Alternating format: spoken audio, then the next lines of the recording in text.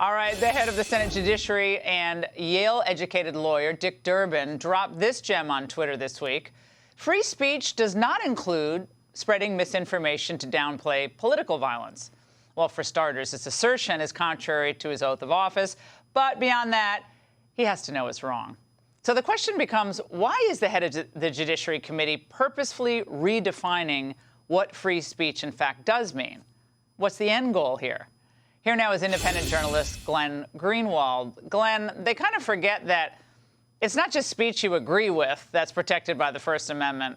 Speech that's inconvenient, that you even find vile, is also protected, especially when you're talking about political speech. What's happening here? Yeah, I mean, if free speech only is for people with whom you agree or think is telling the truth, you wouldn't need free speech. I mean, Noam Chomsky has always said, one of the people on the left who's been a steadfast defender of free speech, that even Hermann Goring believed that in free speech for those he agreed with. Every dictator believes in that. I think, Dick Durbin has to know what he said was a lie. You would be kicked out of law school or fail the first year of law school if you said that. What's happening is that Democrats since 2016 really did conclude that the only way they can win elections is if they can control the flow of information over the internet. And in order to do that, they're trying to redefine what free speech is to mean information that is false as they see it, as the government defines it, can be legitimately constrained, and those who express it can be punished. And that's part of their overall strategy. Now, unsurprisingly, Glenn, a former FBI assistant director and MSNBC fave, he's piggybacking off of Durbin's comments. Watch. It's not free speech without responsibility attached to it. So we're being duped into thinking, yeah, you're right. I guess you do have the right to say whatever you want, even if people are getting killed. That's where we are right now. We've become numb to the violent radicalization that's being incited. And then we're becoming duped into thinking, oh, I guess that's free speech.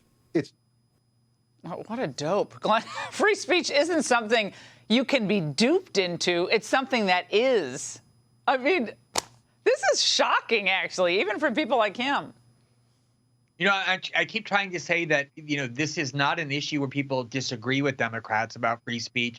They really have come to regard censorship as central to their political project. Imagine if you accepted what he was saying is true. It would mean that constitutionally you could go round up all of the New York Times reporters who in 2002 said there were weapons of mass destruction in Iraq, or you could go in and sue or even in prison those who said the Hunter Biden laptop was Russian disinformation. As much contempt as I have for those who did that, of course I know you can't legally punish them. The state can't imprison them, even though it was misinformation, because of course that's protected by the Constitution. But they're trying to condition Americans to believe that there's a greater and greater role for the state in deciding what is true and false, and therefore what can and can't be heard. Well, and we all know that they want a global agreement, right? The elites would like a global agreement about what free speech should mean.